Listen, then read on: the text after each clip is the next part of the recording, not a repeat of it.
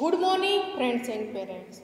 आज हम स्टैंडर्ड 5 में यूनिट 7 का जो पार्ट 2 है गुलिवर्स ट्रैवल्स मीन्स गुलिवर की यात्रा, उसकी जो एक्सरसाइज है वो आज हम करेंगे।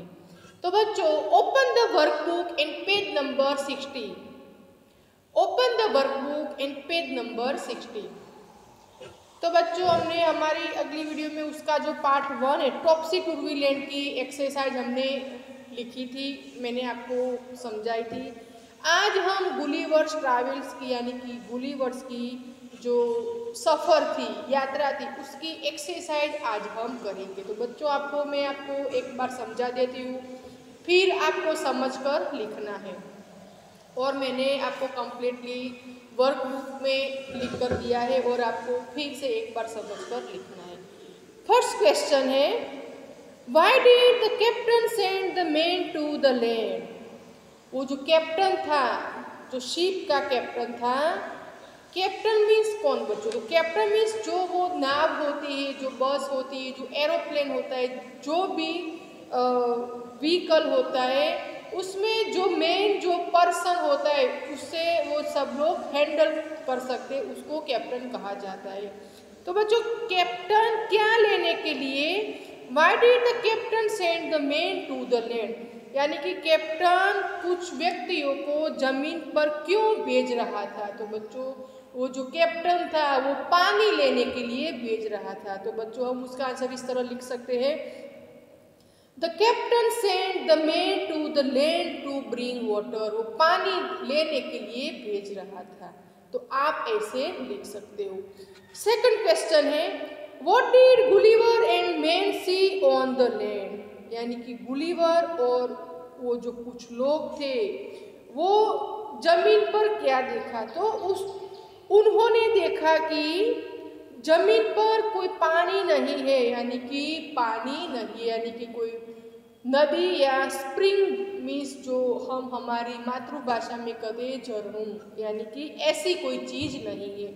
तो बच्चों, हम उसका आंसर इस तरह लिख सकते हैं, Gulliver and the man saw no river और स्प्रिंग और anywhere else on the land, यानी कि जमीन पर ऐसी कोई भी चीज नहीं है जहां से हम पानी ले सके। तो बच्चों, हम उसका आंसर इस तरह लिख सकते हैं कि गुलिवर एंड द मैन। बच्चों, आप देख रहे हो मैन, MEN, मैन मीन्स एक से ज्यादा व्यक्ति की बात की गई, मीन्स प्यूरल है, मीन्स बहुवचन है। तो Gulliver and the man saw no river और स्प्रिंग और anyone else on the land. तो आप अपनी वर्कबुक में ऐसे लिख सकते हो।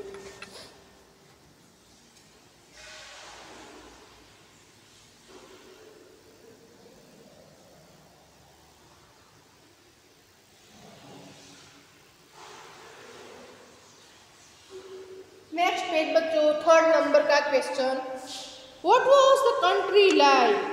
वो जो जमीन थी, वो जो देश था, वो कैसी जमीन थी, कैसा देश था? तो वहाँ बेरन मीन्स सूखी, यानी कि इनफर्टाइल जमीन थी, और रोकी मीन्स पत्थर वाली जमीन थी। तो हम उसका आंसर इस तरह लिख सकते हैं, the country was barren and रोकी। बेरन मीन्स इनफर्टाइल जो जमीन होती है उसको बेरन कहा जाता है, रोकी मीन्स जो पत्थर वाली जमीन होती है उसको रोकी कहा जाता है। तो हम उसका आंसर इस तरह लिख सकते हैं, the country was barren and rocky. Fourth number का question, why did the man rush back to the ship. वो जो व्यक्ति थे वो दौड़कर शिप के वहां वापस क्यों आए? क्योंकि वो एक बड़ा सा प्राणी जैसा एक मॉन्स्टर उसके पीछे पीछे आ रहा था, उन्होंने ऐसा लगा इसलिए वो भागकर पीछे आए, यानी कि हम उसका आंसर इस तरह लिख सकते हैं, the man rush back to the ship because a huge monster was chasing them. Chasing means पीछा करवा।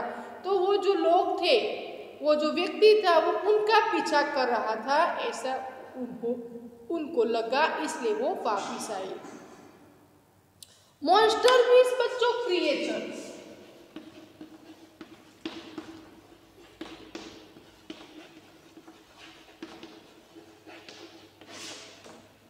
मीन्स एक बड़ा सा प्राणी।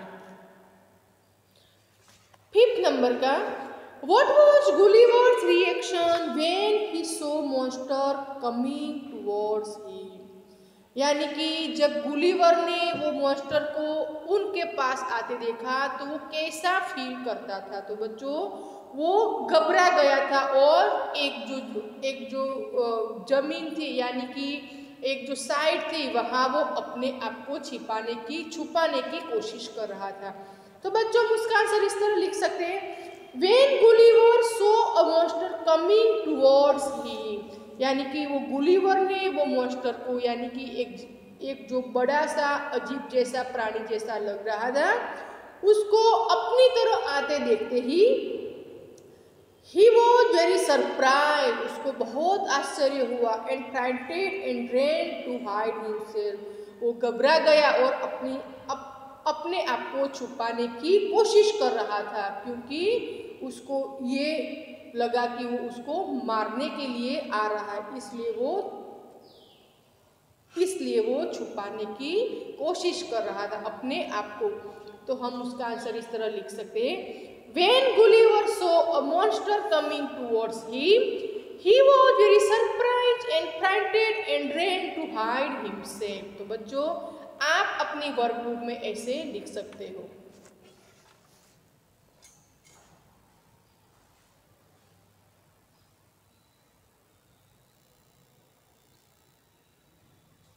सिक्स नंबर का answer,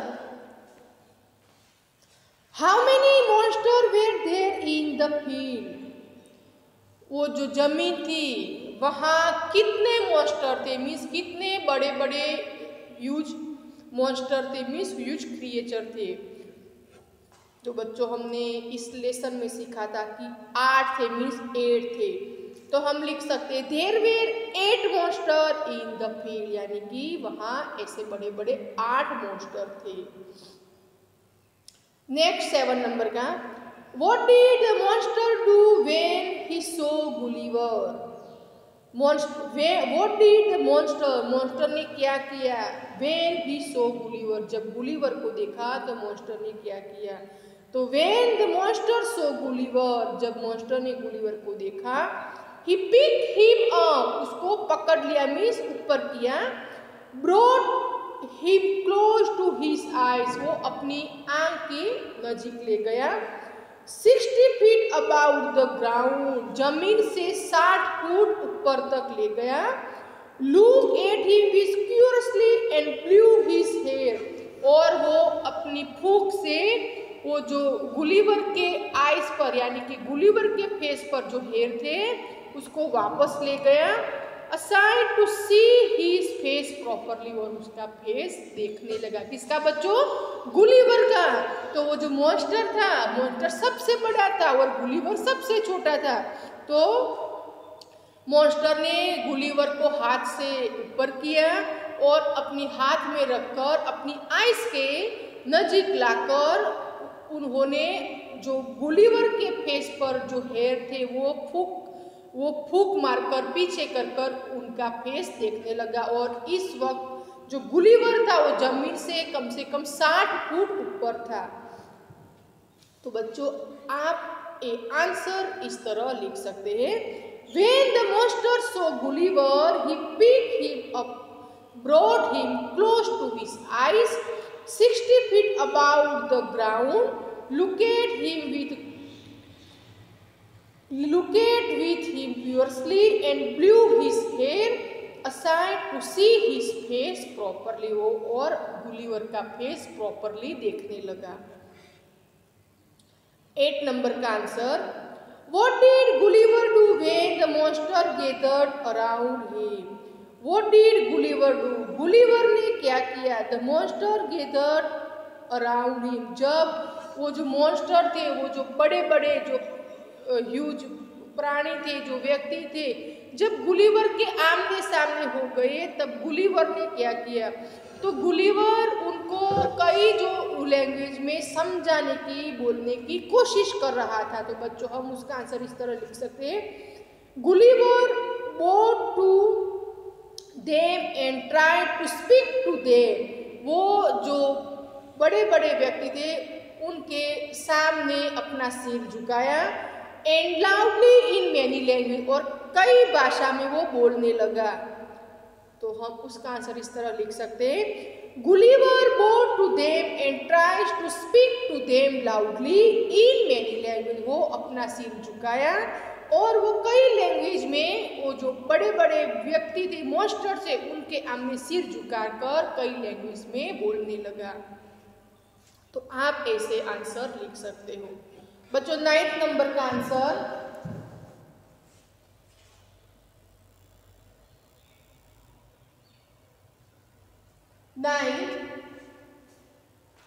Where did the farmer take Gulliver?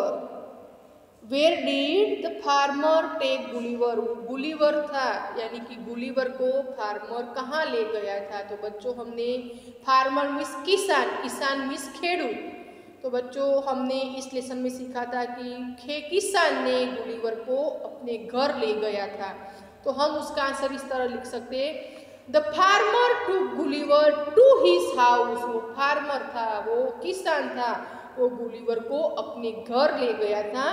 And put him on the table, और table पर उसको रखा था, विच वॉज 30 feet हाई। तो बच्चों मेरी एक छोटी सी मिस्टेक है, मैंने 30 लिखा है लेकिन 30 आएगा।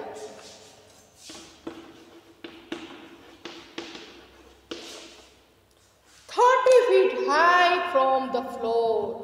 वो जमीन से 30 फुट ऊपर था, यानी कि वो जो डाइनिंग टेबल था वो जमीन से 30 फुट में 30 फुट हाई पर था। तो बच्चों आप ऐसे लिख सकते हो। बच्चों मैंने 30 लिखा है लेकिन 30 नहीं आएगा, भाई मेरी छोटी सी मिस्टेक है, 30 आएगा। 10th नंबर का answer, What did the farmers give him Gulliver to eat? यानी कि farmer's wife give Gulliver to eat.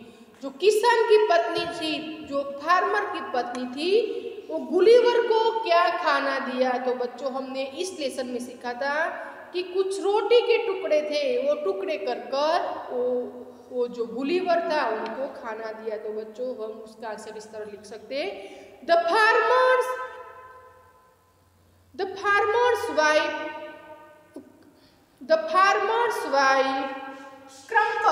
Crumble means छोटे छोटे टुकड़े, क्रम्बल मीन्स छोटे छोटे टुकड़े, सम ब्रेड मीन्स बच्चों ब्रेड जो हम तैयार लेकर आते हैं उसको भी कहा जाता है, और जो रोटी होती है उसको भी कहा जाता है। रोटी को दूसरा नाम चपाती भी कहा जाता है और ब्रेड भी कहा जाता है। And give it to Gulliver to eat, और वो जो फार्मर की पत्नी थी वो ब्रेड के छोटे छोटे टुकड़े कर वो गुलिवर को दिया था।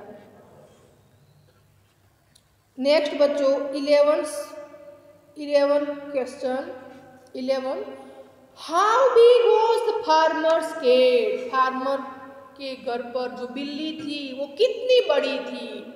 तो बच्चों हमने इस लेसन में सीखा था कि गुलिवर ये सोचता था कि फार्मर के घर में जो बिल्ली है वो ऑक्स से 10 गुना ज्यादा मीन्स 10 गुना ज्यादा बड़ी थी। तो बच्चों हम लिख सकते हैं, the farmer's cat was 10 times bigger than an ox. Ox means बड़द।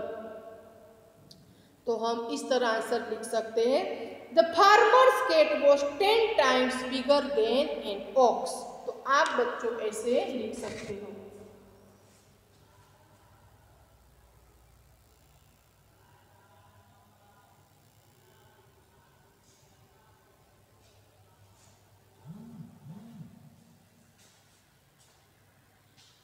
Next, what did the farmer's son do when he saw Gulliver, or why? What did the farmer's son do? यानी कि फार्मर के बच्चे ने क्या किया? when he saw Gulliver, जब Gulliver को फार्मर ने बच्चे को देखा तो क्या किया? why और क्यों? तो when the farmer's son saw Gulliver, जब फार्मर के बच्चे ने गुलिवर को देखा, he grabbed him, उसको पकड़ लिया, and put his head into his mouth, और जो गुलिवर का हेड था वो उनके माउथ में रखने की कोशिश की। बिकॉज क्योंकि ही थॉट दैट गुलिवर के बच्चे ने ये फार्मर के बच्चे ने ये सोचा that Gulliver was a toy, Gulliver एक खिलौना है, ऐसे सोचकर वो जो गुलिवर का हेड अपने माउथ में रखने की कोशिश की। तो बच्चों हम उसका आंसर इस तरह लिख सकते हैं, When the farmer's son saw Gulliver, he grabbed him and put his head into his mouth because he thought that Gulliver was a toy. तो आप बच्चों ऐसे लिख सकते हो।